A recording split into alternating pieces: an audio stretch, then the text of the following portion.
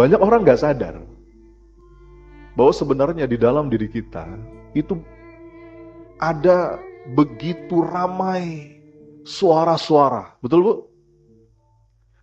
Bisa dalam bentuk lintasan pikiran, ya, suara-suara batin, prasangka, itu arusnya deras sekali. Bahagia atau tidaknya kita, ya, sempit atau lapangnya dada kita, itu ditentukan oleh suara-suara ini. Suara-suara ini, Bu, powerful sekali, bahkan sangat otoritatif. Suara yang lain kalah. Mau itu suara ustadz kek, suara ulama, suara kiai, suara orang tua, suara anak, suara motivator, semua suara itu pada akhirnya kalah sama suara-suara yang ada di dalam diri kita, yang itu kita ikutin. Dan sekali lagi saya katakan, kenapa ini penting? Karena ini arusnya deras sekali, Bunda. Arusnya deras sekali. Seberapa deras, Ustadz? Mari kita bandingkan. Ibu, kalau suara yang keluar dari mulut itu tuh nggak banyak. Coba saya mau nanya, siapa di sini yang paling cerewet? Ada? Oh, semua. Kalau jawab semua cari temen itu. Siapa yang paling cerewet? Semua, Ustadz. Itu cari temen ya. Coba ibu-ibu hitung aja deh, hitung. Nanti coba pakai stopwatch ya. Pakai stopwatch, kemudian pakai apa tuh, Bu, yang buat zikir tuh, alat apa? Alat berhitung tuh ya. Nah, ibu ngomong terus, ibu nyerocos terus 1 menit, nggak berhenti, gitu ya. Coba ibu hitung, berapa maksimal kata yang bisa Anda ucapkan dari mulut dalam 1 menit? Berapa? Ada yang pernah ngitung nggak? Secerewet-cerewetnya orang, Bu, itu 1 menit paling maksimal 140 kata. Itu udah maksimal tuh. Ibu kalau ngomong non-stop 1 menit, itu maksimal. Berapa kata? 140 kata. Nah, itu kalau suara di mulut. Suara yang datang dari lisan. Tapi ibu-ibu tahu nggak? Ada berapa kata di dalam ruang batin kita? Dalam 1 menit. Ada yang tahu? Ini diteliti oleh para ahli, Bu. Ya, bidang saya kan neuropsikologi ya. Para pakar itu bilang, menurut seorang peneliti, suara yang ada di ruang batin kita 1 menit itu bisa mencapai 4.000 kata. Berapa, Bu? Coba lihat perbandingannya, lihat rasionya. Kalau suara di lisan berapa? Cuman 140 dalam semenit. Itu maksimal tuh. Kalau ibu ngomong terus nggak pakai berhenti, itu cuma 140. Iya. Kalau perempuan itu sehari berapa, Bu, katanya, Bu? Minimal 20.000 ya. Itu sehari kan. Laki-laki lebih sedikit. Ya, makanya katanya laki-laki nggak bercerita. Ya. Nah, kalau istri saya ngomong terus ya, berarti lagi ngabisin jatah 20.000 katanya. Itu sehari. Kalau semenit itu paling 140 maksimal. Tetapi suara di dalam diri itu semenit bisa 4.000. Ini contoh ya. Ini ibu-ibu nih sekarang mulutnya diem. Diem nggak? Tapi nggak diem tuh di pikirannya. Betul nggak? Macam-macam tuh. Ada yang mikir, tadi jemuran belum diangkat misalnya. Tadi kompor udah mati belum ya? Habis kajian mau kemana ya? Ustadz Sony makin ganteng ya, gitu. Misal ya. Ibu mulutnya sih diem tuh. Tapi ininya nggak berhenti, betul, Bu? Bahkan kita tidur aja nggak berhenti tuh, Bu. Makanya kita mimpi, ya nggak, Bu? Ada orang mimpi begitu bangun tidur lagi bersambung mimpinya. Pernah, Bu, kayak gitu? Ya.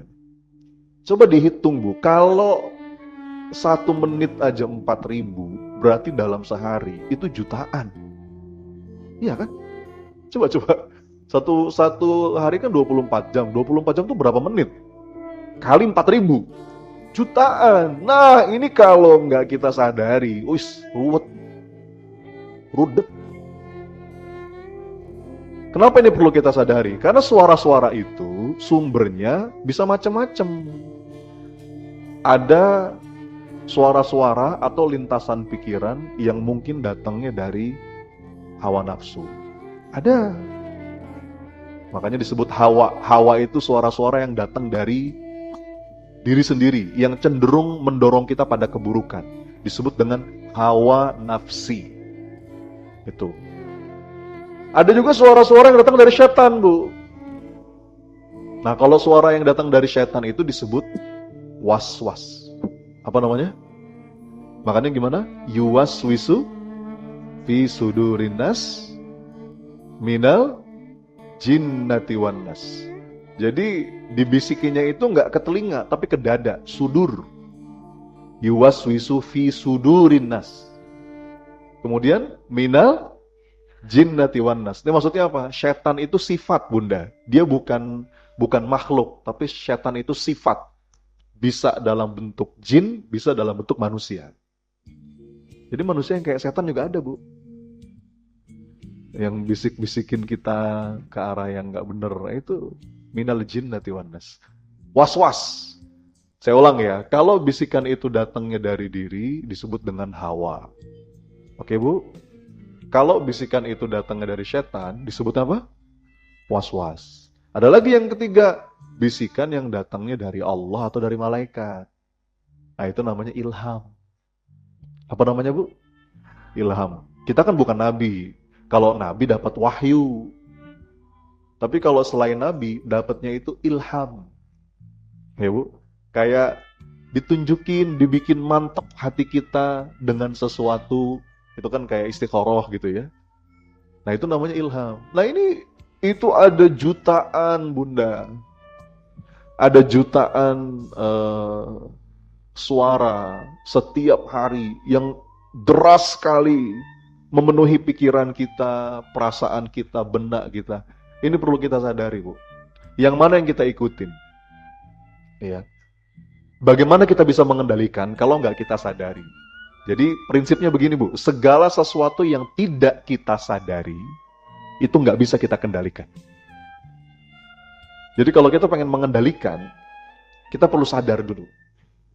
Makanya pintu gerbang paling awal, untuk mampu punya pengendalian diri, untuk mampu berubah, itu perlu sadar dulu. Kalau belum sadar, nggak bisa berubah.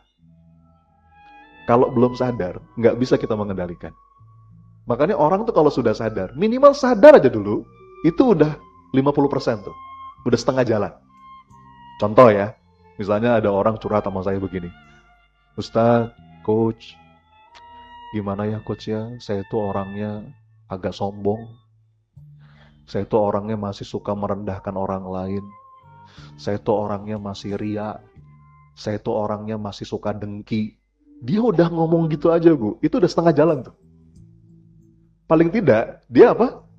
Dia sadar bahwa dia punya itu. Gitu. Tapi kalau orang itu belum masuk pada fase sadar, itu masih jauh perjalanan. Kalau masih ngomongnya, salah saya apa Ustadz? Dosa saya apa Ustadz? Nah, itu dosanya. Apa? Nggak merasa berdosa. Orang kalau belum sadar, perjalanan masih jauh. Tapi kalau setidaknya sadar aja dulu. Sadar dulu. Ya. Ini kekurangan saya, itu udah setengah jalan. Makanya sadar itu pintu gerbang paling awal. Setelah kita sadari, baru bisa kita kendalikan, baru bisa kita tata, baru bisa kita kelola, baru kita bisa manage, baru bisa kita ubah. Nah, pagi ini saya akan membahas dari sekian ribu bahkan jutaan suara-suara itu, Bu, yang ada di dalam diri kita. Saya bahas 3 aja. Boleh, Bu? 3 aja. Karena kalau bahas semuanya nggak cukup waktu kita ya. Membahas 4.000 kata, berarti 4.000 pertemuan, Bu. 3 aja. 3 suara batin yang perlu kita sadari dan perlu kita waspadai. Karena ini bisa menyempitkan dada. Bisa membuat kita menderita. Bisa membuat kita kehilangan bahagia. Bisa membuat kita nggak berdaya. bahkan bisa membuat kita terjebak dalam dosa. Nah, ini yang ngeri. Jadi Bunda, tema kita pagi hari ini kita batasi. Setidaknya kita menyadari 3 dulu. 3 suara batin yang ini bahaya.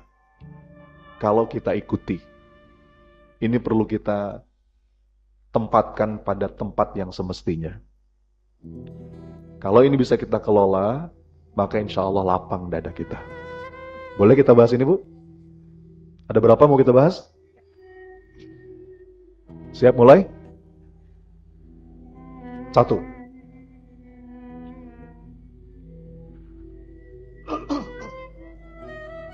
Suara batin pertama yang perlu kita waspadai, perlu kita sadari adalah suara-suara yang seakan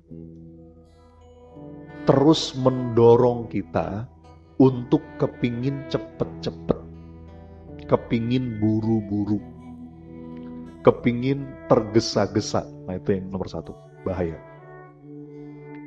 Bahaya.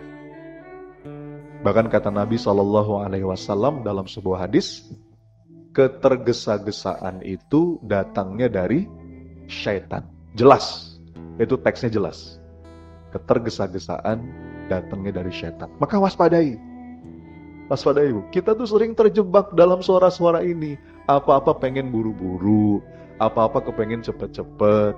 Bahkan ini, Bu, ini kalau masuk pada satu kedalaman, itu bisa jadi sumber dosa. Apa contohnya? Pengen buru-buru kaya. Gimana, Bu? Korupsi lah. Ya kan? Pengen buru-buru, apalagi contohnya? Ya. Pengen buru-buru berusaha, pengen buru-buru dapat hasil. Pengen buru-buru dapat gelar. Gimana caranya? Ya pakai curang lah. Gak mau berproses. Berusaha pengen buru-buru ngelihat hasilnya. Berdoa kepengen buru-buru melihat wujud pengabulannya. Ini bahaya, Bu. Hati-hati. Ketergesa-gesaan itu datangnya dari setan. Ya, nggak boleh. Apalagi dalam konteks doa ya, Bu, ya. Rasulullah itu ada sebuah hadis yang sangat indah dan ini penting banget, Bunda, untuk kita perhatikan. Apa kata Nabi? La yazalu yustajabu li abdi ma lam ya'jal. Apa artinya? Allah itu senantiasa mengabulkan doa seorang hamba. Senantiasa, Bu. Pasti, Allah itu akan ngabulin kok doa setiap hamba. Ma lam ya'jal. Apa artinya? Ma lam ya'jal apa, Bu? Selama hamba itu tidak tergesa-gesa. Dalam riwayat lain, malam yastajil. Nah, tergesa-gesa itu tuh, Bu. Ibu tahu takjil? Takjil apa, Bu, takjil? Nah, di sini berubah maknanya ya. Takjil apa, Bu? Gorengan, Ustaz. Kolak, ya. Kurma, cendol. Takjil itu akar katanya apa? Menyegerakan. Dalam beberapa hal di hidup kita memang ada yang perlu kita segerakan. Contohnya apa? Buka puasa. Segerakan ya. Makanya disebut takjil. Apalagi menguburkan jenazah. Betul ya, Bu? Segerakan. Apalagi bayar utang. Segerakan. Kalau sudah ada nggak boleh ditunda. Segerakan. Itu akan mengundang keberkahan. Orang yang suka nunda-nunda bayar hutang itu, padahal sudah ada ya. Itu bikin mampet rezekinya. Apalagi menikahkan anak misalnya, kalau sudah ada jodohnya, nggak usah dibikin ribet-ribet syaratnya. Ya, segerakan. Ada beberapa hal dalam hidup yang itu perlu segera. Tapi dalam urusan doa, justru kata Nabi sebaliknya. Saya ulang lagi hadisnya, Allah itu senantiasa mengabulkan doa seorang hamba selama hamba itu tidak tergesa-gesa. Lalu sahabat bertanya, "Ya Rasulullah, ma'al istijal, seperti apa itu hamba yang tergesa-gesa?" Rasul menjawab, hamba yang tergesa-gesa itu adalah dia berdoa sih, tapi setelah berdoa dia mengatakan, "Mana? Mana? Aku udah doa, mana? Mana?" Nah, itu hamba yang tergesa-gesa. Hamba yang kayak begitu, Bu, tertolak doanya. Ada suudzon di situ. Jadi hati-hati. Padahal Allah itu kalaupun mengakhirkan sesuatu, itu pasti hendak Allah sempurnakan. Demi Allah. Tidak mungkin Allah menunda sesuatu atau mengakhirkan satu pengabulan, kecuali itu pasti Allah sempurnakan. Bu, segala sesuatu yang ditunda itu pasti jadi semakin baik. Itu kaidah hidup. Seringkali sesuatu yang disegerakan tuh kecil. Makanya kalau kita buka puasa, Bu, takjil itu gede apa kecil? Misalkan saya tanya nih, Bu, buka puasanya apa? Jawabannya apa kira-kira? Takjilnya apa? Apa jawabannya, Bu? Warung kecil kan? Kalau misalkan nasi padang, Ustaz, pantas nggak, Bu? Takjilnya apa? Nasi padang kan nggak pantas ya? Nasi padang tuh nanti, itu tuh hidangan utama, itu bukan takjil gitu kan? Segala sesuatu yang diakhirkan, itu tuh pasti hendak Allah sempurnakan. Nggak usah tergesa-gesa. Ibu, semua itu ada waktunya. Ya, kalau kata seorang ulama, penulis kitab Al-Hikam, beliau bilang, la yakun ta'akhuru amadil ata ma'al ilhahi fid du'a mujiban liya'sik. Apa artinya? Jangan sampai seakan-akan loh ya, seakan-akan keterlambatan pengabulan doa dari Allah membuat engkau putus asa. Jangan. Kenapa? Fahuwa dominalakal ijabah. Karena Allah itu menjamin pengabulan doa. Fima yakhtaruhulak la fima takhtaru linafsik. Dalam bentuk yang dia pilih untukmu, bukan dalam bentuk yang engkau pilih. Wa fil waqtil ladzi yurid la fil waqtil ladzi turid. Pada waktu yang dia kehendaki untukmu, bukan pada waktu yang kau kehendaki. Enteng aja, Bu. Ya. Coba perhatikan ini baik-baik. Boleh direkam, jadiin story kalau perlu, ya. Ini sering saya sampaikan. Keyakinan ini mestinya membuat kita tenang dan damai. Apa itu? Tidaklah Allah menetapkan sesuatu kecuali itu yang terbaik. Tidaklah Allah menunda sesuatu kecuali jadi semakin baik. Dan tidaklah Allah mengganti sesuatu kecuali itu lebih baik. Perlu saya ulang? Perhatikan ya. Ketika Allah menetapkan sesuatu, maka insya Allah itu yang terbaik. Ketika Allah menunda sesuatu, maka itu akan jadi semakin baik. Dan ketika Allah mengganti sesuatu, maka itulah yang lebih baik. Itu rahasia kenapa orang beriman itu lapang dadanya, tenang jiwanya, damai pikirannya. Bu, ikuti kata-kata saya. Apa yang ditakdirkan untukku akan sampai kepadaku. Yuk. Sekali lagi.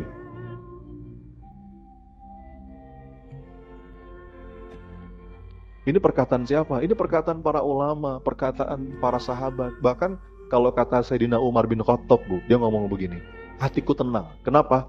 Karena segala sesuatu yang ditakdirkan untukku, dia tidak akan melewatiku. Tapi segala sesuatu yang melewatiku, berarti dia bukan takdirku. Gitu, Bu. Relax aja. Kalau kata Imam Al-Ghazali, beliau ngomong begini, segala sesuatu yang ditakdirkan untukmu akan sampai kepadamu meskipun jaraknya sejauh 2 gunung. Tapi segala sesuatu yang tidak ditakdirkan untukmu, dia tidak akan sampai kepadamu meskipun jaraknya sedekat 2 bibir. Bu, meskipun jaraknya jauh sejauh 2 gunung, kalau itu memang takdir kita, ketemu nggak? Ketemu. Meskipun jaraknya sedekat 2 bibir, kalau itu bukan takdir kita, ketemu nggak? Enggak tuh. Relax, nggak usah tergesa-gesa. Loh, bukan berarti kita nggak ikhtiar. Ini sih nggak perlu dibahas, Bu. Anak kecil juga tahu. Ikhtiar ya harus. Ikhtiar itu amal soleh.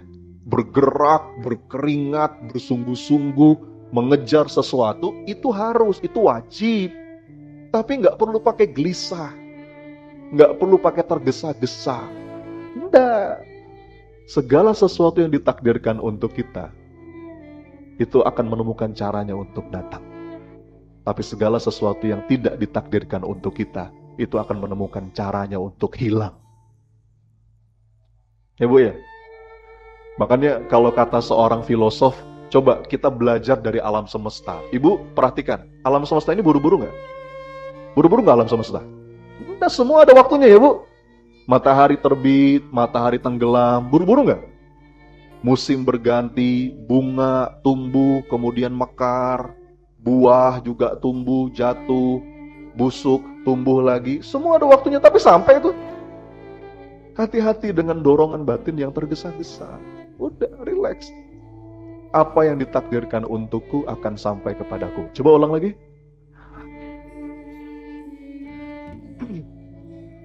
Ini seperti sekarang nih Bu, saya lagi ada niat kepengen beli tanah di Bogor nih, dibantu Bunda Nuni nih ya, Insya Allah.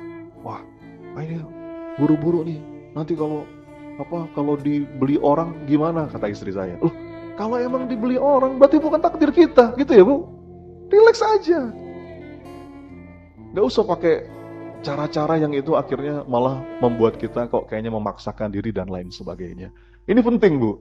Banyak kita kemudian merasakan sempitnya dada lantaran apa? Tergesa-gesa. Bedakan antara bergegas dan tergesa-gesa. Kalau bergegas itu harus ya, ada azan, bergegas.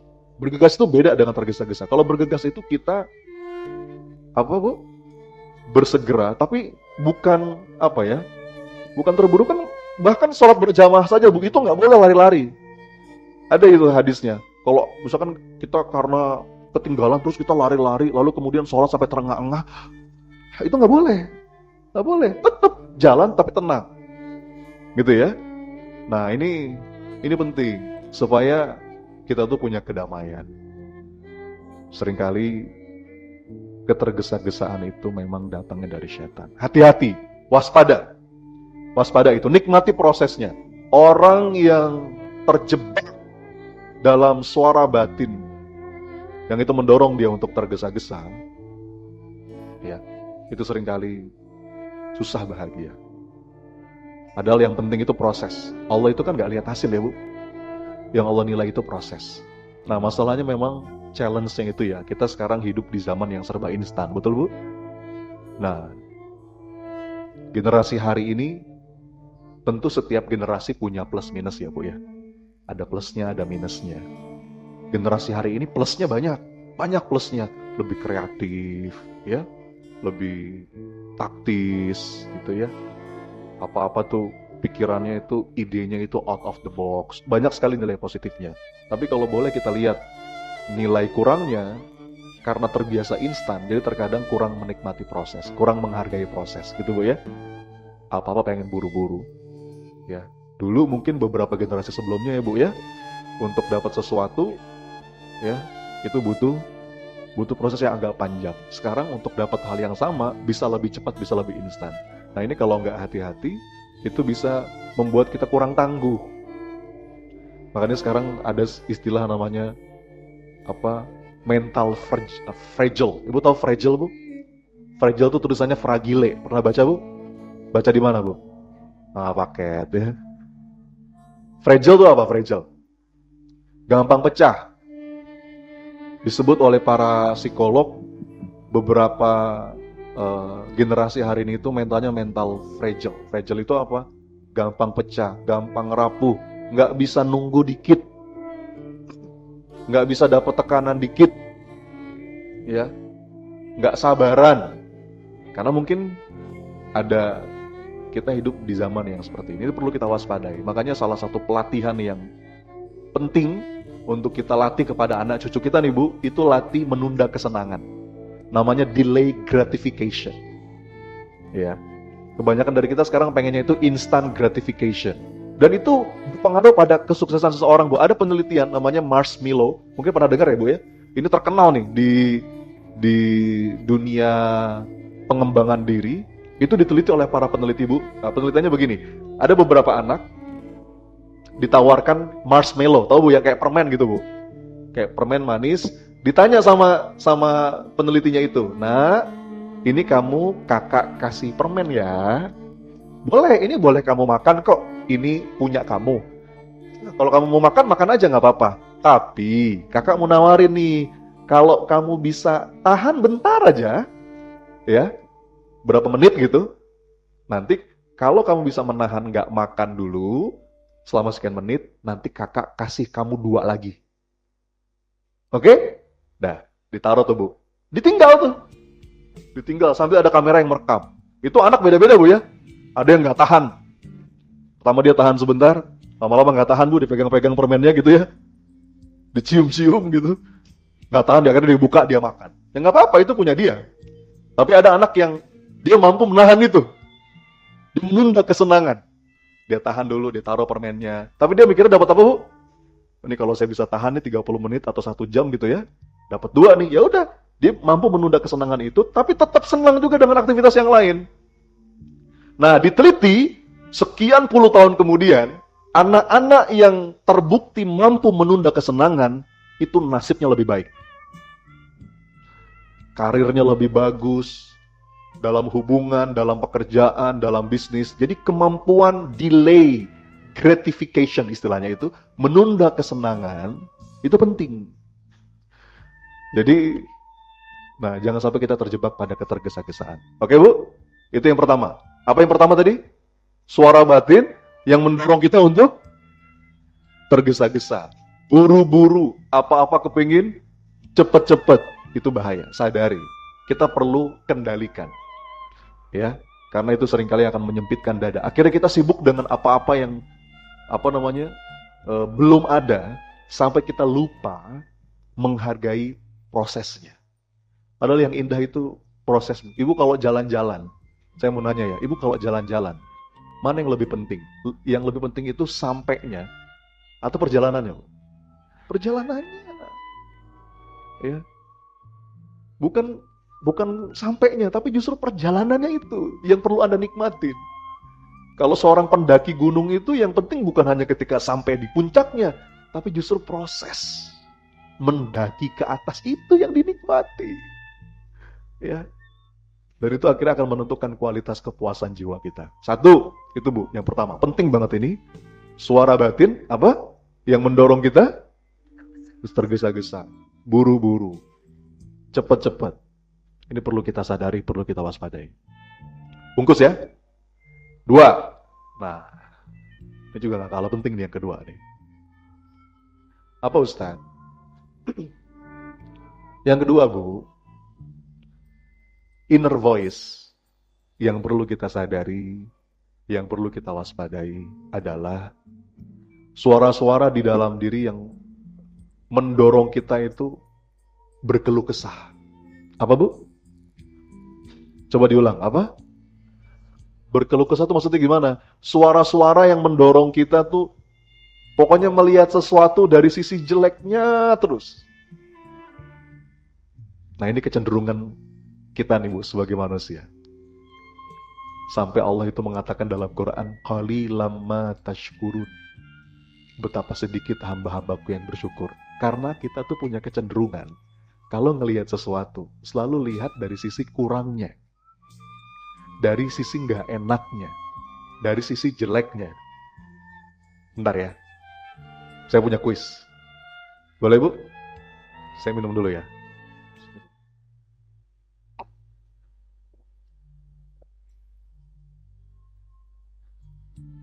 Tolong lihat ke depan. Saya punya pertanyaan buat Anda. Bu, sebentar.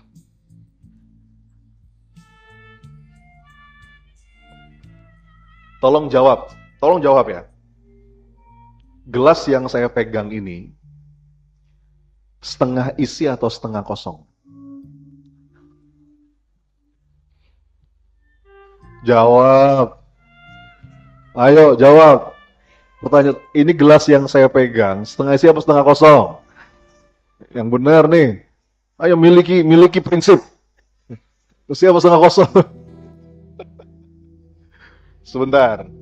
Bu, kalau saya bilang ini setengah isi, saya benar nggak? Ya benar emang setengah isinya. Tapi kalau saya bilang ini setengah kosong, saya benar nggak? Kok benar dua-duanya? Kira-kira bedanya di mana? Bu, nih hati-hati ya. Ini penting ini. Menurut para peneliti, bagaimana cara kita melihat ini, itu menentukan nasib kita. Itu menentukan nasib kita. Ya. Ada, nanti ibu bisa googling, bisa cari aja di internet. Ada seorang peneliti namanya Dr. Richard Wiseman. Dia itu penasaran Bu tentang fenomena keberuntungan. Keberuntungan. Maksudnya gimana? Kenapa ya? Kok kayaknya ada orang-orang yang hidupnya beruntung terus? Ada nggak Bu?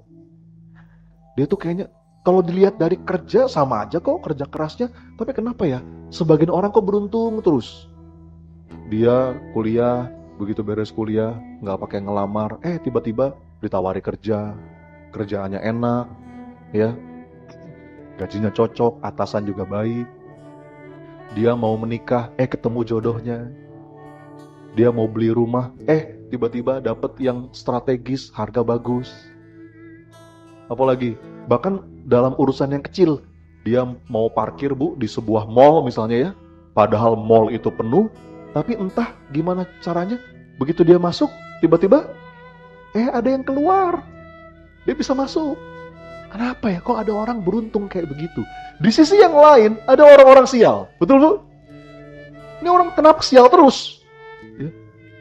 Habis kuliah lama gitu ya, dapat kerjaan. Begitu dapat kerjaan, kerjaannya nggak enak. Bosnya nggak cocok. Ya. Mau menikah, keliru. Jodohnya. Mau bangun rumah, miring rumahnya lagi Bu. Bahkan sampai hal-hal yang kecil. Apa hal-hal yang kecil? Dia mau beli tiket Bu di loket, panjang-panjang antri. Begitu sampai depan loket, habis apes banget ya Bu ya. Pasukan Bodrek namanya ini ya. Nah, si Dr. Richard Wiseman ini penasaran. Kenapa ya? Kok ada fenomena seperti itu? Ada yang beruntung, ada yang sial. Dia bikin riset Bu selama 8 tahun. Menarik ini. Dia bikin riset selama 8 tahun, dia kumpulkan, dia interview, dia kelompokkan, ayo siapa yang hidupnya selalu merasa beruntung, siapa kok yang selalu merasa sial. Itu dia teliti betul Bu. Pola makannya gimana, kesehariannya gimana, cara berpikirnya gimana, kata-kata yang dipilih, ya, kebiasaan-kebiasaannya apa saja. Setelah 8 tahun Bu, dia menemukan perbedaannya.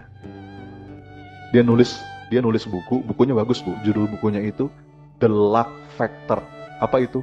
Faktor keberuntungan. Nanti Ibu boleh cari, itu udah ada kok terjemahannya. Kalau Ibu mau detail, silakan boleh baca buku itu. Tapi, saya nggak bahas buku itu. Kalau boleh saya ambil intisarinya. Tahu nggak Bu, perbedaannya di mana? Menurut riset selama 8 tahun itu, dia menyimpulkan, orang-orang beruntung itu, yang nasibnya bagus, rezekinya bagus, mereka itu, entah gimana caranya, ketika melihat sesuatu, ketemu dengan siapapun, melihat keadaan apapun, dia selalu menemukan setengah isinya. Yang dia lihat setengah isinya. Tapi orang-orang sial melihat hal yang sama, ketemu dengan sesuatu, menghadapi keadaan seperti apapun, yang dia lihat selalu apa? Setengah kosong. Hati-hati. Masalahnya Bu, dia benar nggak? Dia benar nggak? Masalahnya dia benar. Makanya kita nggak bisa berdebat memang. Nggak bisa berdebat. Kenapa sih orang negatif, orang pesimis, orang sinis, orang skeptis itu sulit disembuhkan? Ibu tahu nggak kenapa? Kenapa orang negatif terus, orang yang pokoknya bawaannya curiga terus, pesimis terus? Kenapa yang kayak begitu susah disembuhkan? Kenapa Bu kira-kira? Hah? Karena dia selalu bisa menemukan alasan yang tepat, objektif, faktual, akurat dan terpercaya bahwa ini setengah kosong. Ustadz, ini setengah kosong Ustadz. Dia benar nggak Bu? Masalahnya dia benar. Tapi sebentar, kalau saya bilang ini setengah isi, saya benar nggak? It's your choice. Hati-hati Bu. Kita punya dorongan untuk ngelihat yang jeleknya terus. Ibu kalau ketemu orang, ya, ada setengah isinya, ada setengah kosongnya. Yang mana yang Anda lihat? Makanya kalau saya nih Bu, saya insya Allah ya Bu ya, saya insya Allah. Saya tuh merasa, apa ya, saya tuh nggak pernah nggak cocok kalau sama orang. Saya nggak tahu, saya kok selalu bisa menemukan kecocokan sama siapapun. Kenapa? Karena saya fokus sama setengah isinya. Saya tuh ketemu siapapun, bahkan ngaji sama ustadz manapun, saya merasa selalu cocok-cocok aja. Kenapa? Karena saya fokus setengah isinya. Ya. Ada orang itu Bu, punya dorongan batin yang dilihat setengah kosongnya terus. Betul Bu? Ini kalau datang ke undangan nih, ke resepsi pernikahan atau apapun hajatan, apa yang dikomentarin? Kerupuknya apa? Kerupuknya peot. Padahal sambalnya enak Bu. Ya. Apalagi, esnya kemanisan. Padahal ayamnya enak.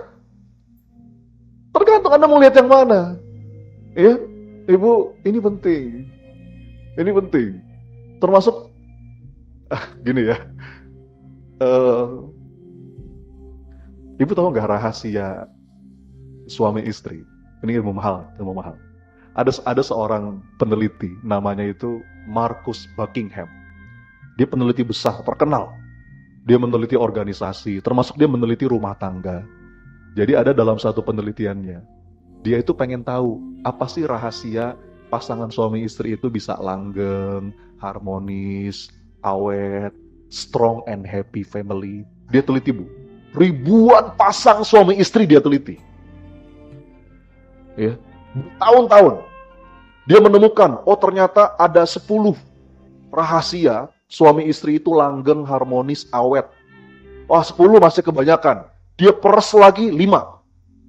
5 rahasia, 5 kunci. 5 masih kebanyakan. Dia peres lagi 3. 3 masih kebanyakan. Sampai Bu, dia pilih 1. Yang paling penting menurut riset dia. Yang membuat suami istri itu harmonis, bahagia, strong and happy family, langgeng, kuat. Coba tebak. Ibu kira-kira yang satu itu apa? Coba tebak. Hah? Hargai bukan? Percaya bukan? Saling menerima bukan? Apa Bu? Yang hadiahnya bener, yang jawabannya bener, hadiahnya umroh sama-sama. Udah tahu syaratnya Bu? Syaratnya ketemuan di sana ya Bu ya. Amin dong. Kan tinggal janjian nanti Ibu di pintu berapa gitu ya. Umroh bareng yuk gitu. Enggak Bu. Penelitinya pun tidak mengira, tidak menduga. Ternyata ini ya. Anda tahu? Menurut riset, ternyata kunci yang paling utama yang membuat suami istri langgeng, bahagia, harmonis, awet, itu adalah disebut dengan positive illusion. Coba diulang Bu, apa? Ibu tahu illusion Bu? Illusion itu kenyataan apa khayalan Bu? Ternyata suami istri yang langgeng itu yang jago menghayal Bu. Maksudnya apa? Maksudnya begini. Ketika di interview, entah gimana caranya, misalkan seorang suami ditanya, Pak, menurut Bapak, istri Bapak gimana? Si suami itu hanya menemukan setengah isi dari istrinya. Ya, istri saya itu, Mas, wanita paling cantik sedunia. Itu kira-kira ilusi apa nyata, Bu? Gini Bu ya. Gini ini ya. Saya bisa membuat Anda, nggak usah lama-lama Bu. Kasih saya waktu 3 hari aja. Dalam waktu 3 hari, saya bisa membuat Anda merasa muak dan mual dengan pasangan Anda. Bisa saya. Cukup 3 hari. Gimana caranya? Dalam waktu 3 hari, Anda fokus dengan setengah kosongnya dari pasangan Anda. Kekurangannya. Ada Bu? Ada. Banyak. 3 hari cukup. Anda fokus sama setengahnya. Coba, Anda lihat pokoknya setengah kosongnya. Lagi tidur Anda lihat. Hidungnya gede. Ngorok lagi. Bau lagi. Misal. Anda ingat kata-kata dia dulu yang pernah menyakiti Anda. Kenangan-kenangan buruk Anda bersamanya. Anda fokus ke situ, fokus tengah kosongnya. Nggak usah lama-lama, Bu. 3 hari aja, Anda lihat pasangan Anda, muak Anda. Betul? Tapi nanti dulu, Bu. Saya juga bisa. Kasih saya waktu 3 hari. Dalam waktu 3 hari, saya bisa membuat Anda jatuh cinta lagi dengan orang yang sama. Gimana caranya? Dalam waktu 3 hari, Bu, Anda fokus sama setengah isinya. Ada, Bu? Suami Anda bukan Firaun. Itulah kenapa. Ada, coba lihat. Anda lihat wajahnya, ya Allah, ini wajah orang yang sudah banyak berjuang untuk saya dan anak-anak. Atau kalau seorang suami bahkan melihat istrinya, mohon maaf ya Bu ya, bahkan goresan-goresan di tubuhnya, wah ini perjuangan istri saya melahirkan anak saya. Ya, dia akan melihat dengan cara yang berbeda. Ya, ini orang yang sudah melayani saya. Ini orang yang sudah, Anda ingat kenangan-kenangan indah.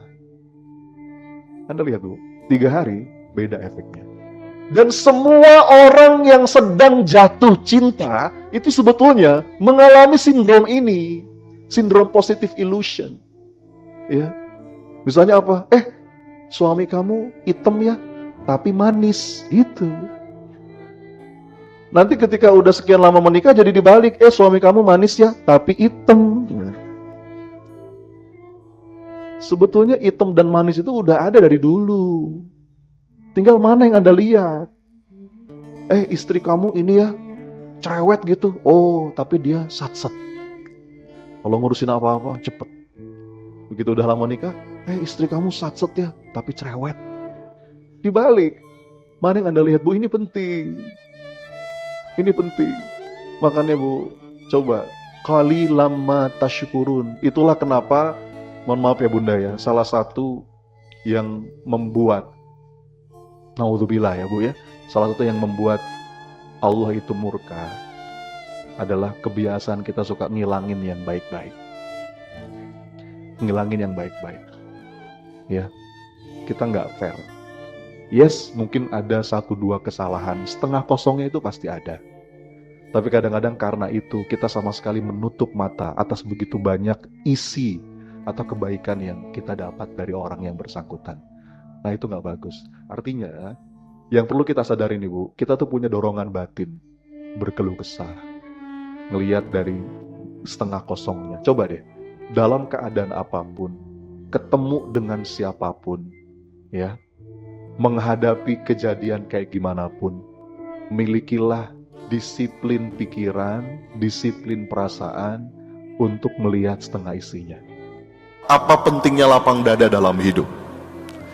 Apa efeknya kira-kira kalau kita sungguh-sungguh melatih diri supaya punya dada yang lapang? Apa efeknya? Tenang. Oke. Apa lagi? Plong, lega, banyak bersyukur. Oke, kalau apa efeknya kalau kita sudah tenang, kalau kita sudah lega, bahagia? Apa efeknya kalau kita bahagia? Sehat, apa lagi? Betul Bu. Yes, itu dia. Lapang rezeki. Jadi ini satu pola kehidupan ibu-ibu sekalian. Lapang dada itu berbanding lurus dengan kelapangan rezeki. Setuju nggak? Serius ini. Rezekinya rezeki kesehatan, bahkan sampai rezeki keuangan. Itu seberapa lapang rezeki kita, itu juga dipengaruhi oleh seberapa lapang dada kita. Bahkan kalau dalilnya apa Ustadz? Banyak Bu. Tapi saya bawa satu saja, dalil yang saya yakin kita semua sudah hafal. Doanya Nabi Musa alaihi salam yang Allah abadikan dalam Quran. Ibu-ibu kenal Nabi Musa? Kenal Nabi Musa? Nah, kalau yang jawab kenal, saya mau nanya kenal di mana? Nabi Musa itu Nabi yang paling banyak Allah sebutkan dalam Quran. Betul? Ulul azmi minar rusul. Nabi yang masalahnya pelik, berat.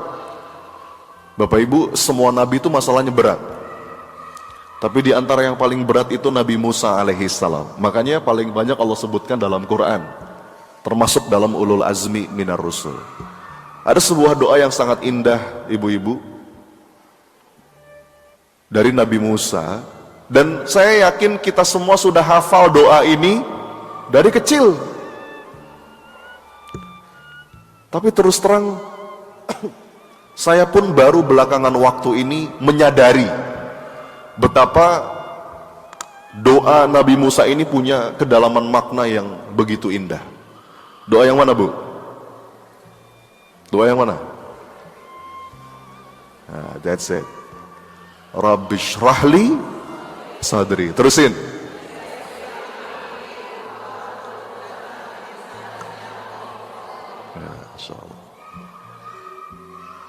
Kita sudah hafal doa ini, ibu-ibu, dari kecil. Tapi saya pun baru belakangan waktu ini menyadari betapa indah dan betapa dalam makna dari doa ini. Doa ini, ibu-ibu, itu menyiratkan satu pola kehidupan. Coba ya, kita potong-potong doa yang tadi kita baca. Urutan penyebutannya saja, Bu, itu punya hikmah yang begitu dalam. Anda coba tanyakan kepada para pakar, kepada para ahli Quran. Quran itu, jangankan kata-katanya, jangankan pilihan katanya, bahkan urutan penyebutannya saja itu punya makna yang begitu dalam. Coba kita pecah-pecah ya. Yang pertama, gimana doanya tadi? Rabbi shrahli sadri. Apa artinya? Ya Rabbi, lapangkan dadaku. Ini menarik, Bu. Nabi Musa dalam keadaan berat, dalam keadaan sulit, dalam keadaan tantangan hidup yang tidak mudah. Tapi yang pertama dia minta itu adalah lapangkan dadaku ya Allah. Baru setelah itu wa yassirli amri. Apa artinya? Mudahkan urusanku. Ibu-ibu, ini pola kehidupan. Bahwa dari sini kita belajar, ternyata pola kehidupan itu lapang dada dulu, baru kemudian urusan jadi mudah. Coba saya mau nanya, mana yang duluan? Urusan mudah dulu baru lapang dada, atau lapang dada dulu baru urusan jadi mudah? Yang benar. Kenapa ini perlu saya tegaskan? Berulang-ulang saya sampaikan ini di mana-mana, ibu-ibu, karena banyak orang yang pola pikirnya terbalik. 15 tahun saya pengalaman jadi trainer, Bu. Ketemu dengan ribuan orang. Banyak orang yang pola pikirnya tuh terbalik. Terbalik tuh gimana? Nanti Ustadz, kalau urusan saya sudah mudah, kalau utang saya udah lunas, kalau sakit saya udah sembuh, kalau suami saya udah gak gitu lagi Ustadz, kalau anak saya udah begini dan begitu, kalau masalah saya yang ini udah beres, kalau hajat saya yang itu sudah tercapai, baru setelah itu kayaknya lapang dada saya. Terbalik gak? Yang benar harusnya gimana? Lapangkan dulu dadamu, maka Allah akan mudahkan urusanmu. Serius, Bu. Makanya saya itu kadang-kadang dalam sesi training, dalam sesi coaching, ada orang datang bawa masalah. Saya kadang-kadang gak ngasih solusi apapun atas masalahnya. Karena saya juga gak tahu solusinya apa. Tapi yang berusaha saya lakukan adalah mengantarkan orang itu sampai pada satu titik dia mau melapangkan dada. Dia mampu berdamai dulu dengan keadaan. Berdamai dulu dengan masalah. Maka justru saat kita sudah mampu berdamai, nanti solusi kelihatan. Urusan jadi lebih mudah. Tapi kalau kita belum bisa berdamai, Bu, kita masih sempit dada, masih berkeluh kesah, masih ruwet, itu justru semakin sulit menemukan solusi atas persoalan kita. Makanya saya katakan lapang dada itu kunci. Dan lapang dada itu adalah buah dari kolbu yang tenang. Begitu kita sudah tenang, solusi nampak. Gini deh Bu, contoh sehari-hari aja. Saya mau nanya, ibu-ibu pernah kehilangan barang gak di rumah? Apa contoh barang yang hilang, yang sering hilang di rumah? Apa? Kunci, sendok. Oke, apa? Hah? Remote. Apa lagi? Suami.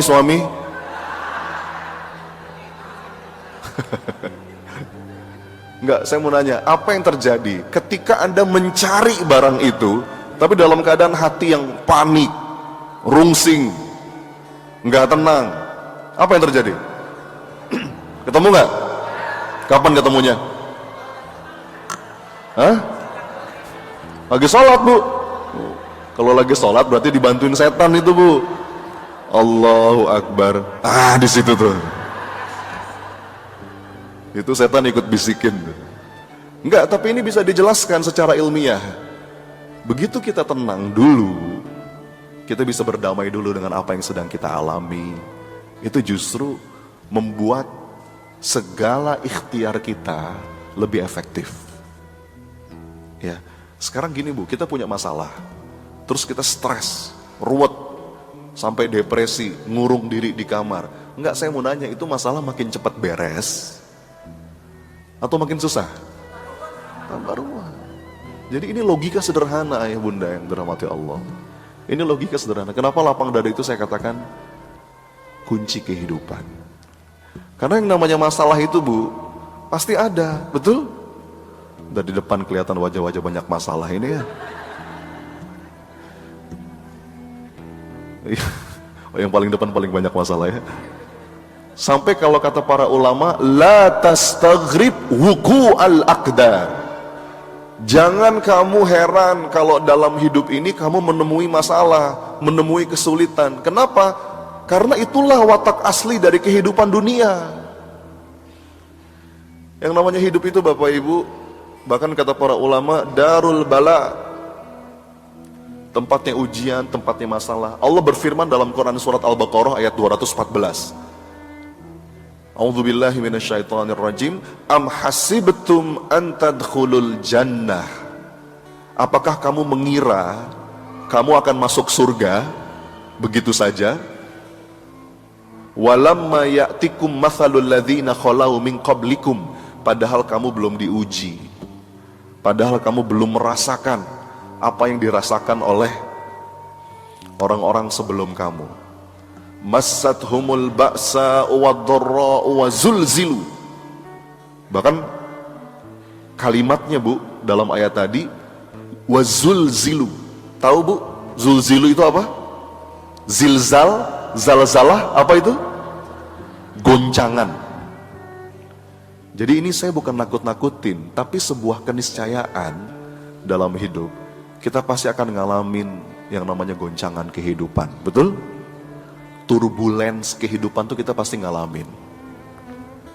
Mungkin judulnya beda-beda. Beberapa di antara kita goncangannya mungkin goncangan keuangan. Ada yang di situ. Bisnisnya hancur, ketipu sama orang, punya utang miliaran. Ada yang di situ.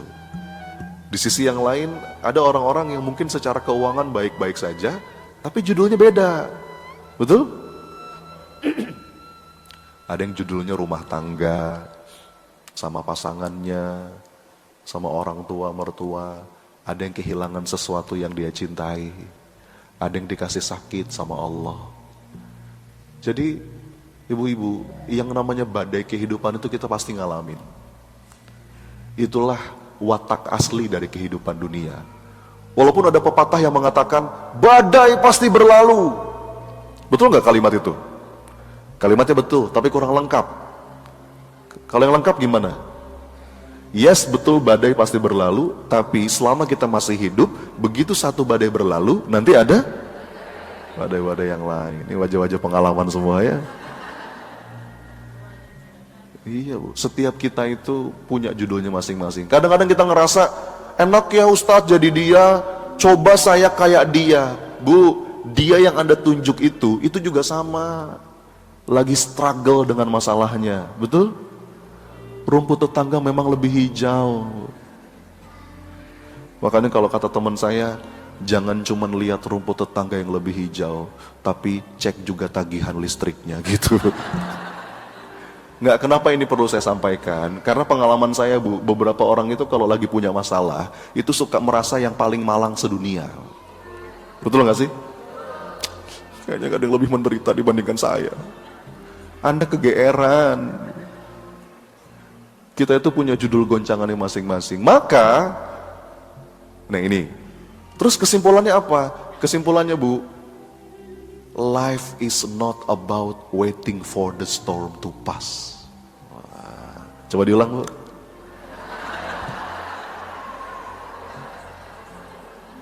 Apa artinya? Dilarang buang sampah sembarangan ya. Hidup itu bukan tentang nungguin badai berlalu. But life is about how to dance in the middle of the storm. Tapi hidup itu adalah tentang bagaimana kita bisa enjoy, kita bisa menari-nari, kita bisa berlapang dada meskipun di tengah badai. Dan kalau kita ngaku kita orang beriman Bu, orang beriman itu mestinya orang yang paling bahagia dalam hidupnya. Kata Imam Ibnul Qayyim, dengan kacamata iman, kita selalu bisa menemukan keindahan dalam setiap takdir kehidupan. Jadi kalau kita ngaku beriman, tapi kok kita murung terus, ruwet terus, ditekuk terus mukanya, itu ada yang salah dengan iman kita. Serius saya Bu. Makanya senyum itu bukan hal yang biasa Bu. Senyum itu besar nilainya di sisi Allah. Kenapa? Senyum itu perlambang dia ridho. Ya. Kalau orang ditekuk, bangun tidur udah merengut, ya. Itu setan seneng Bu, serius saya. Nih saya bacain kalimatnya ya dari Imam Ibnul Qayyim. La syai'a ahabbu ila syaitani min huznil mu'min. Tidak ada yang paling disenangi setan melebihi seorang mukmin yang bersedih hati. Tuh. Makanya Bu, kalau pengen di like sama setan gampang. Gimana caranya? Sedih aja sedih Bu. Merengut. Coba sekali lagi, lihat kanan kiri dengan senyuman yang paling indah. Coba silakan. Ya.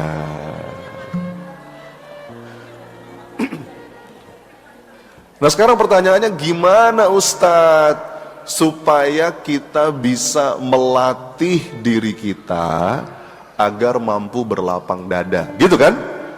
Gitu nggak pertanyaannya? Nah di sini ada kata kuncinya Bu, kata kuncinya latihan. Coba diulang, apa? Lapang dada itu sebuah kemampuan. Yang namanya kemampuan itu butuh dilatih. Ya Bu?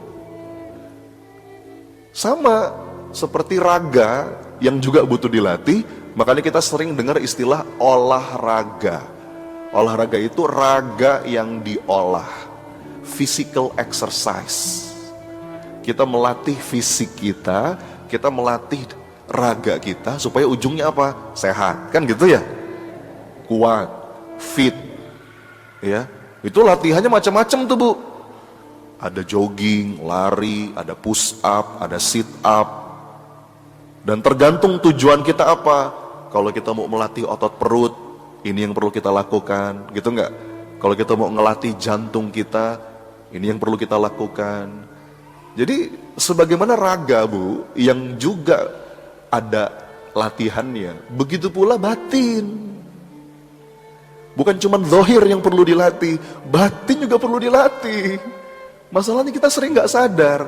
Para ulama itu Bu, membagi ibadah itu dua. Ada ibadah zahir, ada ibadah batin. Kadang-kadang bahkan kata para ulama, Allah itu membobot lebih berat ibadah batin dibandingkan ibadah fisik. Serius saya. Ya. Ibu, ibadah zahirnya jungkir balik, tapi kalau batinnya meleset, itu bisa nggak bernilai di sisi Allah. Salah niat misalkan, niat itu kan ibadah batin, betul ya? Jadi ini penting nih. Maka yang mau saya bahas di pertemuan kita kali ini, ada beberapa latihan jiwa yang perlu kita latih pada diri kita agar kita mampu berlapang dada. Siap kira-kira kita bahas? Ini butuh latihan Bu, nggak bisa. Misalkan ibu-ibu habis ikut kajian, pulang dari pengajian langsung lapang dadanya. Hebat banget ustadznya. Proses belajar itu Bu, melewati 3 tahap. Tahu, mau, mampu. Coba diulang. Ibu-ibu ikut majelis taklim, dengerin ceramah, ikut seminar. Itu mungkin baru tahu. Paling jauh sampai mau. Kalau tahu itu masih teori, kalau mau itu sudah menghujam ke dalam jiwa. Gitu. Tapi belum tentu mampu. Sekarang saya nanya, Bu, ibu tahu sabar? Tahu sabar? Mau jadi orang sabar? Mampu? Belum tentu. Proses dari mau menuju mampu itu butuh latihan. Ya, maka saya akan sampaikan nih beberapa latihan jiwa agar kita mampu jadi hamba yang berlapang dada. Nanti efeknya Bu, tadi begitu kita sampai pada satu titik lapang dada kita, jalan keluar tuh kebuka. Banyak orang sibuk nyari jalan keluar, padahal the only way out is in. Waduh, bahasa Inggris lah gitu. Coba diulang apa? The only way out is in. Kalaupun kita mau cari jalan keluar, itu dimulai dari mana Bu? Dari dalam. Kita seringkali sibuk cari jalan keluar, padahal mestinya kita mulai dengan jalan ke dalam. Jalan keluar itu hanyalah efek setelah kita menempuh sebuah perjalanan ke dalam diri.